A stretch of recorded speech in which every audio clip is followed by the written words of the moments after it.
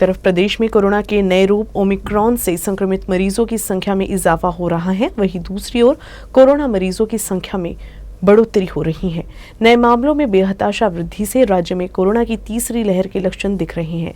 ऐसे में अमरावती जिले में भी कोरोना मरीजों की संख्या में बढ़ोतरी हुई है। जिले में मंगलवार को 39 नए मरीज मिले हैं, जिससे स्वास्थ्य व्यवस्था में हड़कंप मच गया।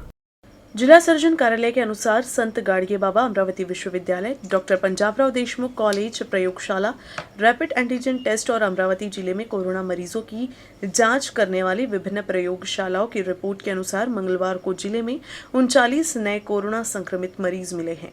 इसी के साथ अब तक कुल मरीजों की संख्या 96,317 पर पहुंच गई है।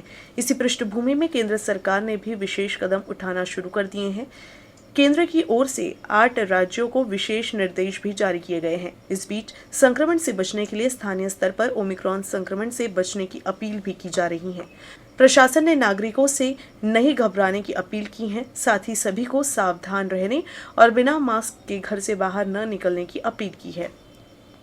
क्रांति ज्योति सावित्रीबाई फुले की 151वीं जयंती के अवसर पर कार्यक्रम एक पंथी तेजाची के तहत शाम 5:30 बजे मनपा कार्यालय परिसर में 191 दीप जलाए गए। इस अवसर पर उपस्थित गणमान्य व्यक्तियों के साथ साथ महिला पदाधिकारियों, अधिकारी एवं कर्मचारियों ने 191 दीप प्रज्वलित कर सावित्रीबाई की जयंती बनाई। सावित्रीबाई फुले की जयंती के अवसर पर हर साल महिला एवं बाल कल्याण समिति द्वारा विभिन्न कार्यक्रम आयोजित किए जाते हैं। सबसे पहले क्रांति ज्योति की प्रतिमा को माल्यार्पण किया गया। इस अवसर पर उपस्थित सभी लोगों ने दीप प्रज्वलन कर सावित्रीबाई फुले की स्मृति को विनम्र अभिवादन किया। साथ ही सावित्रीबाई के जयकारों से पूरा परिसर गूंज उठा। महापौर चेतन गावंडे, उप महापौर कुसुम साहू, स्थायी समिति अध्यक्ष सचिन रासने, नेता प्रतिपक्ष बबलू शेखावत, गट नेता चेतन पवार, जोन अध्यक्ष नूतन भुजाड़े, महिला बाल कल्याण समिति अध्यक्ष सुनंदा खरड़, उपाध्यक्ष माधुरी ठाकरे, पार्षद विलास इंगोले, सुनील काले, प्रशांत वानखेड़े, ऋषि खत्री, आशीष अतकरे, पार्षद सुरेखा लुंगारे, जयश्री डहाके, वंदना कंगाले, संगीता बुरंगे, सोनाली करेसिया, रुबीना तबस्सुम हारून अली, पर्यावरण संरक्षण अधिकारी महेश देशमुख, सहायक आयुक्त भाग्यश्री बोरेकर, चिकित्सा अधिकारी डॉक्टर सीमा नेताम, सिस्टम मैनेजर अमित डेंगरे, कार्यकारी अभियंता सुहास चौहान, कार्यालय अधीक्षक प्रतिभा घंटेवार, समाज विकास अधिकारी धनंजय शिंदे, उप अभियंता श्रीरंग तायडे, अधिकारी और कर्मचारी उपस्थित थे।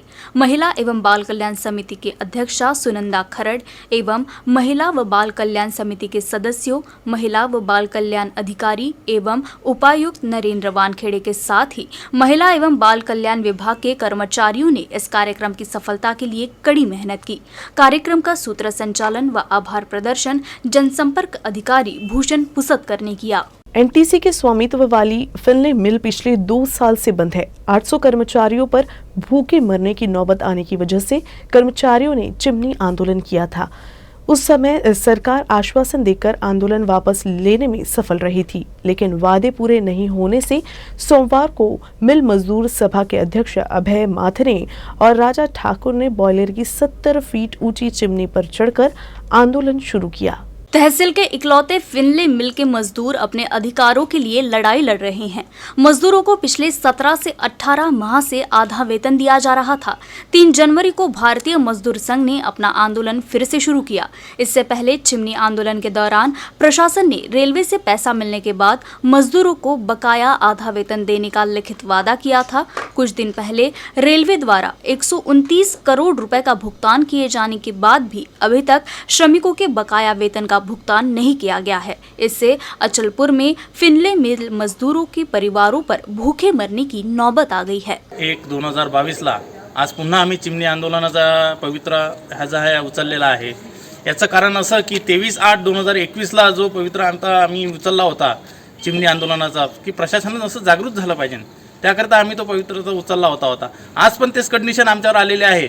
3 महिन्याचा पगार जो आहे तो थकीत आहे। आज दिनांक 3 जानेवारी रोजी आज आम्ही चिमणी आंदोलन सुरू केले आहे। यापूर्वी 5 महिन्याआधी आम्ही हे चिमणी आंदोलन केले होते। त्यावेळी एनटीसी प्रशासनाने गिरणी कामगार संघ संलग्न भारतीय मजदूर संघाच्या या आंदोलनाला आंदोलनाच्या दरम्यान आश्वासन दिले होते की जसे फंडची व्यवस्था होईल, फंडची व्यवस्था झाल्याबरोबर कामगारांना राहिलेला पूर्ण 2 वर्षाचा अर्धा पगार देऊ आणि लवकरात लवकर मिल सुरू करू. परंतु 5 महिने झाले आता रेल्वेचे जे 129 करोड रुपये आहेत ते NTC प्रशासनाला रिलीज झालेले आहेत. परंतु आज 8 दिवस होऊन सुद्धा कामगारांच्या वेतनाबद्दल कोणताही विचार NTC प्रशासन करत नसल्यामुळे व आम्हाला दिलेल्या लेखी आश्वासनाची पूर्तता करत नसल्यामुळे आज आम्हाला नाईलाजास्तव हे चिमणी आंदोलन करावे लागत आहे. आज दिनांक 3/1/2022 रोजी पुन्हा गिरणी कामगार संघटनेला आंदोलनाचा पवित्रा घ्यावा लागला. कारण मागील ऑगस्ट महिन्यात जेव्हा गिरणी कामगार संघटनेनं चिमणी आंदोलन केले होते त्यावेळेस मिल प्रशासन आणि NTC प्रशासन दिल्ली यांनी लेखी स्वरूपात हे आश्वासन दिले होते की जसेही रेल्वेचे 120 करोड रुपये आम्हाला मिळतील तसेच आम्ही फिनले मिल कामगारांचे राहिलेले 2 वर्षाचे कोरोना काळातला थकीत पगार आणि मिल चालू करू. हे यांनी लेखी आश्वासन police station Achalpur police station tahsildar SDO यांच्या समोर दिलेले आहेत. पण आज 15 दिवस झाले रेल्वे प्रशासनाकडून NTC प्रशासन दिल्लीला 120 करोडऐवजी 129 करोड मिळाले आहेत. तरी NTC आजही कामगारांची परीक्षा घेत आहे, त्यांच्या जीवावर उठलेली आहे. एवढे 15 दिवसा अगोदर पाचशे भेटून सन्या आजही 3 महिन्याचा पगार थकीत ठेवलेला आहे आणि 2 वर्षाचा पगार न देता बोनस ॲक्ट कायद्याचं उल्लंघन सरासर उल्लंघन करून बोनस पण सुद्धा दिलेला नाही आहे. त्या कारणाने आमची सर्व इलेक्ट्रिक मीडिया आपलं लोकल मीडिया यांना सर्वांना विनंती आहे की यांनी आज हा मुद्दा उचलून आमच्या कामगारांना न्याय देण्यात यावा आणि सर्वांना कृपया हे 800 कामगारांचं भवितव्य त्यांच्या हातात आहे, त्यांच्यावर कृपादृष्टी ठेवून त्यांच्यासाठी ह्या लढ्यात सहभागी व्हावं. पेंशन और अन्य सुविधा से वंचित एक रिटायर्ड पुलिस कर्मचारी ने अमरावती पुलिस आयुक्त से मुलाकात कर अपनी व्यथा सुनाई. रिटायर्ड पुलिसकर्मी स्ट्रक्चर में CP ऑफिस में पहुंचा था और कार्रवाई नहीं होने पर आत्महत्या की चेतावनी दी. किसी भी सरकारी विभाग में सेवा देने के बाद सेवानिवृत्त होने पर उस व्यक्ति को सरकार द्वारा पेंशन और अन्य सुविधा प्रदान की जाती है, लेकिन जब ये सुविधाएं ही नहीं मिले तो शिकायत होगी ही. अमरावती पुलिस आयुक्तालय अंतर्गत पुलिस हवलदार के रूप में कार्यरत महेंद्र सरकटे को पुलिस विभाग से सेवानिवृत्त होने के बाद पेंशन और कई अन्य सुविधाओं से वंचित रखा गया है. स्थिति ये है कि उन्हें अब अपनी ही जरूरत के लिए निर्भर होना पड़ रहा है. इसलिए अब अपने विभाग से उन्होंने मदद की मांग की है. महेंद्र सरकटे स्ट्रेचर पर ही CP ऑफिस पहुंचे और अपनी व्यथा सुनाई. महेंद्र सरकटे का कहना है कि उन पर रिश्वत लेने का आरोप लगा था, जिसके बाद न्यायालय ने उन्हें दोष मुक्त भी कर दिया था, लेकिन इसके बाद भी पुलिस विभाग द्वारा उन्हें पेंशन और अन्य सुविधाओं से वंचित रखा गया है. उन्होंने चेतावनी दी है कि अगर पुलिस विभाग ने उनकी मांग पर 15 दिन के भीतर कोई कदम नहीं उठाया तो वे आत्महत्या कर लेंगे. वैसे बाद में पुलिस आयुक्त डॉक्टर आरती सिंह ने खुद इस मामले में हस्तक्षेप करते हुए जल्द ही समस्या को सुलझाने का आश्वासन दिया, जिसके बाद सेवानिवृत्त पुलिसकर्मी अपने घर लौटे. पोलीस खात्यामध्ये मी 220 रुपयात पोलीस खात्यात 1983ला भरती झालेला आहे आणि 30/6/2016ला रिटायर झालेला आहे. त्यानंतर माझ्यावर लागण तेवढे अन्याय केले. खोट्या केसमध्ये मला फसवलं पोलीस खात्याने अधिकाऱ्यांनी. या खोट्या केसमध्ये मी 8 वर्ष सस्पेंड आलो साहेब. तरी मी कोर्टाच्या आदेशाने मी न्याय मागितला. मला कोर्टाच्या न्यायाच्या आदेशाने राहून मला या पोलीस खात्यामध्ये अजून डबल नोकरी मिळाली. मी 30/6/2016ला पोलीस खात्यामध्ये रिटायर झालो. त्या रिटायरनंतर मला कमीत कमी मला माझे जे हक्काचे पैसे आहेत 34 वर्षाचे ते मला मिळाले पाहिजे, परंतु मला आतापर्यंत मिळाले नाही. माझा अपघात झालेला आहे. 12 महिने झाले साहेब. 12 महिने झाले पोलीस खात्यामध्ये ॲक्सिडेंटला. 2 ऑपरेशन झाले. घरातले भांडी विकून मी ऑपरेशन केले. परंतु या लोकांना 40 निवेदन दिले, पण आतापर्यंत मला एकही न्याय मिळाला नाही पोलीस खात्याच्या मार्फत. मी पोलीस खात्याची महिमा मसूड नाही दिली, खराब नाही होऊ दिली. मी 40 रिवॉर्ड कमावले पोलीस खात्यात. 30/6/2016ला हॉटेल मैफिलमध्ये मी 519 लोकांच्या चांगल्या लोकांच्या समोर सेंडऑफ दिलेला आहे. मी एवढे चांगले कार्य केले आहे मी पोलीस खात्यातनी. पण आज ज्यावेळेस मी रिटायर झालो त्यावेळेस अधिकाऱ्यांनी काय म्हटलं मला की ज्यावेळेस तुम्ही रिटायर झाले आहेत त्यावेळेस गरज पडेल तुम्हाला त्यावेळेस पोलीस कमिशनर ऑफिसला यायचं आणि आम्हाला न्याय मागायचा तुमची कोणतीही अडचण आम्ही बाजू देणार नाही. राज्य में कई मंत्रियों के कोरोना संक्रमित होने की वजह से मंत्रिमंडल की बैठक नहीं होने की जानकारी राज्य के आपदा एवं व्यवस्थापन मंत्री विजय वडेट्टीवार ने दी। चंद्रपुर में पत्रकारों से बात करते हुए उन्होंने कहा कि कोरोना संक्रमण के खतरे को देखते हुए प्रतिबंध के संबंध में राज्य के मुख्यमंत्री ही अंतिम निर्णय करेंगे। हालांकि स्थानीय स्तर पर प्रशासन को परिस्थिति के अनुरूप निर्णय लेने का अधिकार है। आता 13 मंत्री कोरोना पॉझिटिव्ह आहे राज्यातील, जवळपास 70 आमदार पॉझिटिव्ह झालेले आहेत आणि रुग्णसंख्या ही आता 13,000च्या पुढे गेलेली आहे राज्यात कोरोना पॉझिटिव्हची. ओमायक्रॉनची भीती ठीक आहे, म्हणजे आहे भीती, पण फार आत्ताच्या सगळ्या परिस्थितीचा विचार करताना नक्कीच टास्क फोर्सच्या बैठकीच्या संदर्भात माननीय मुख्यमंत्री दर 2 दिवसांनी घेत असतात, 3 दिवसांनी ती बैठक घेत असतात आणि त्याचा आढावा घेऊन त्या आवश्यक असलेले निर्देश देतात आणि मग त्यानंतर आम्ही त्याची अंमलबजावणी करतो. आता मला वाटतं की आज होणारी कॅबिनेट पण पुढे आपण ढकलतो आहोत, कारण अनेक मंत्री पॉझिटिव्ह झाल्यामुळे आणि राज्यामध्ये एकूण परिस्थिती पाहता निर्बंध आम्ही काही लावलेच आहेत. लग्नाच्या कार्यामध्ये निर्बंध लावले, तुमच्या मंगल कार्यालयामध्ये निर्बंध लावले, ओपनमध्ये होणाऱ्या कार्यक्रमावर बंधनं लावले आणि आता शाळासुद्धा त्या भागातील परिस्थिती पाहून तो निर्णय घ्यायचा आहे. आज मला वाटतं पुण्यामध्ये शाळा बंद करण्याच्या संदर्भातली आज पालकमंत्री चर्चा करणार आहेत, कारण तिथल्या मेयरनी सांगितलं आहे महापौरांनी की आम्ही पालकमंत्री महोदयावर चर्चा करून शाळा बंद करायची की नाही, कारण पुण्यातसुद्धा संख्या वाढते आहे आणि एकूण महाराष्ट्रातली स्थिती आत्ता स्फोटक आहेच ज्या पद्धतीनं रुग्णसंख्या वाढते. अशा परिस्थितीमध्ये आवश्यक असलेल्या उपाययोजनाचा भाग म्हणून आम्ही काही निर्बंध लावलेच पाहिजेत या मताचे माननीय मुख्यमंत्री आहेत आणि ते लावले गेले. राहायला संपूर्णतः लॉकडाऊन लावण्याचा अजिबात कुठलाही विचार नाही. निर्बंध मात्र 100% काही कडक करावे लागतील, पण लॉकडाऊन हा विषय आत्ता नाहीच, समोर नाही. जर ती परिस्थिती उद्भवली तर मात्र त्याचा पर्याय आपल्यापाशी आहे. अमरावती जिले में राजमार्गों पर चलने वाले दोपहिया वाहनों को हेलमेट पहनना और 4 पहिया वाहन चालकों को सीट बेल्ट पहनने की अपील ट्रैफिक हाईवे पुलिस की सहायक निरीक्षक वैशाली आठवले ने की। पुलिस निरीक्षक ने नांदगांव पेठ स्थित टोल नाका क्षेत्र में राष्ट्रीय राजमार्ग पर वाहन चालकों को विशेष मार्गदर्शन दिया। इस मौके पर वाहन चालक दुर्घटना पीड़ितों की मदद करे और वाहन चलाते समय यातायात नियमों का सख्ती से पालन करने की गुजारिश की। निर्बंध लावलेले आहेत आणि नवीन चलान आणि त्यांचे दंड जास्त प्रमाणात वाढलेले आहेत. हेल्मेट सक्तीचे झालेले आहे. हायवेवर जर जाल तर हेल्मेट हे आवश्यक आहे. 4 व्हीलरला सीट बेल्ट हे आवश्यक आहे, जेणेकरून अपघात टळू शकतो. आणि रस्त्याचे बांधकाम सुरू आहे, रेती गिट्टी वगैरे पसरलेले आहेत. त्याच्यावरून जाताना ॲक्सिडेंट न होण्यासाठी किंवा आपला अपघात न होण्यासाठी हेल्मेट घालणे अतिशय आवश्यक आहे. आणि शासनाचे नवीन निर्बंधानुसार चलान हे जास्त प्रमाणात डबलनी वाढवून दिलेले आहे. देश का पहला डिजिटल गांव हरिसाल इन दिनों उपेक्षा का शिकार रहा है। अमरावती जिले के आदिवासी बहुल हरिसाल गांव का डिजिटल भारत का सपना पूरा करने के लिए डिजिटल गांव बनाया गया था, लेकिन इस गांव में पिछले 2 साल से ग्राम पंचायत चुनाव के होने से विकास कार्य प्रलंबित है। हरिसाल गांव के ग्रामीणों की परेशानी पर देखते हैं ये खबर। अमरावती जिले के धारनी तहसील का हरिसाल गांव देश का पहला डिजिटल गांव है।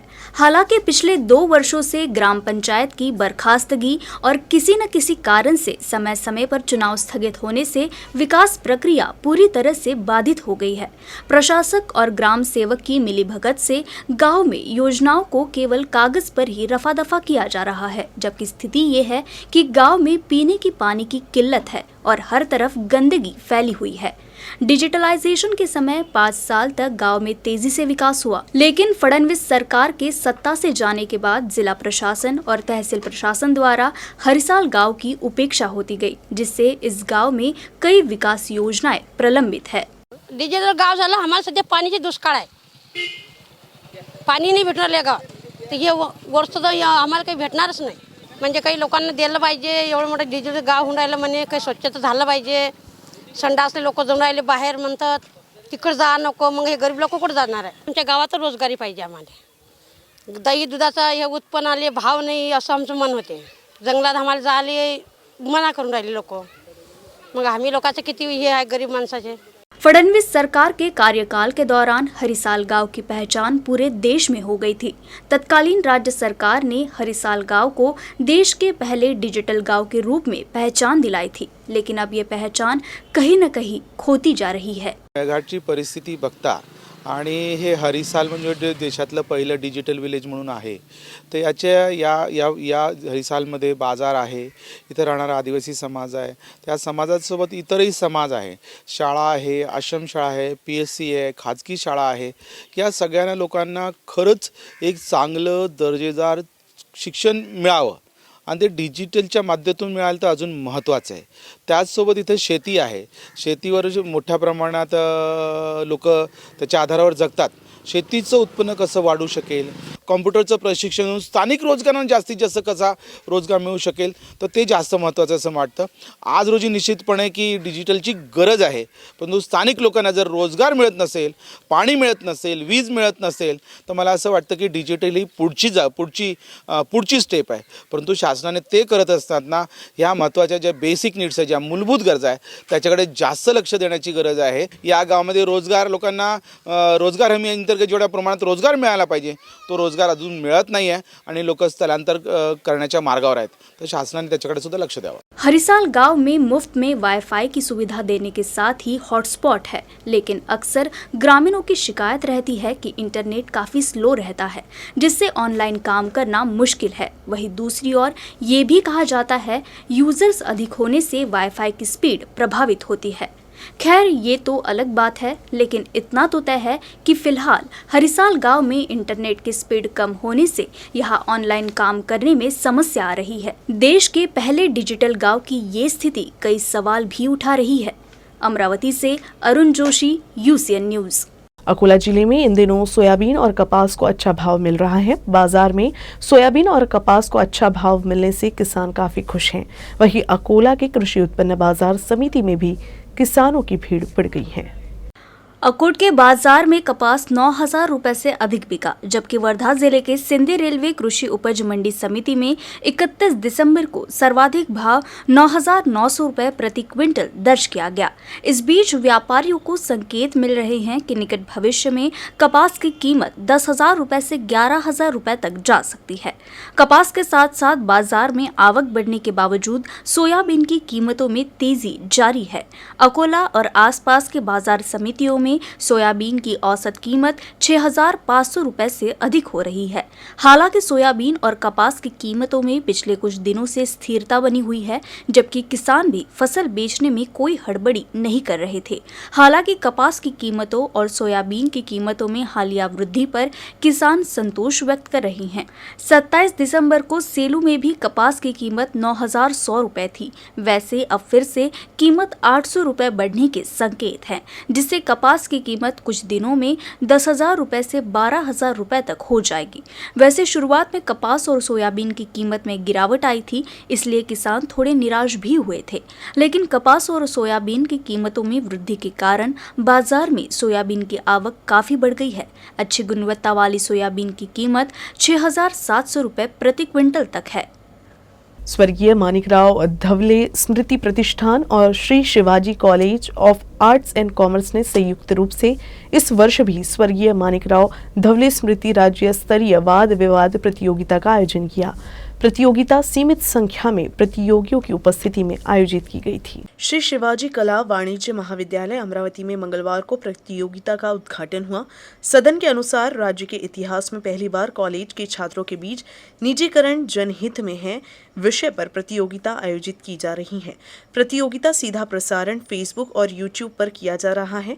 सांसद नवनीत राणा, श्री शिवाजी शिक्षण संस्था के कर्मचारी सदस्य हेमंत कालमेघ, प्राचार्य डॉक्टर रामेश्वर भीसे की उपस्थिति में प्रतियोगिता का उद्घाटन किया गया. इस प्रतियोगिता में प्रथम स्थान प्राप्त करने वालों को 7,000 रुपये नगद पदक व प्रमाण पत्र, द्वितीय पुरस्कार 5,000 रुपये सम्मान और प्रमाण पत्र, तृतीय पुरस्कार 3,000 रुपये सम्मान और प्रमाण पत्र से सम्मानित किया जाएगा. इस प्रतियोगिता का ये 20वां वर्ष है और ये कोरोना की पृष्ठभूमि पर सीमित संख्या में प्रतियोगियों की उपस्थिति में आयोजित हुआ है। निजीकरण की नीति पर वर्तमान में विभिन्न स्तरों पर विचार किया जा रहा है। प्रतियोगिता के माध्यम से कॉलेज के छात्रों को इस ज्वलंत मुद्दे पर अपने विचार व्यक्त करने का सुनहरा अवसर मिला है। न्यूज रूम से बस इतना ही। खबरों का सिलसिला यूं ही चलता रहेगा। आप देखते रहिएगा UCN न्यूज अमरावती।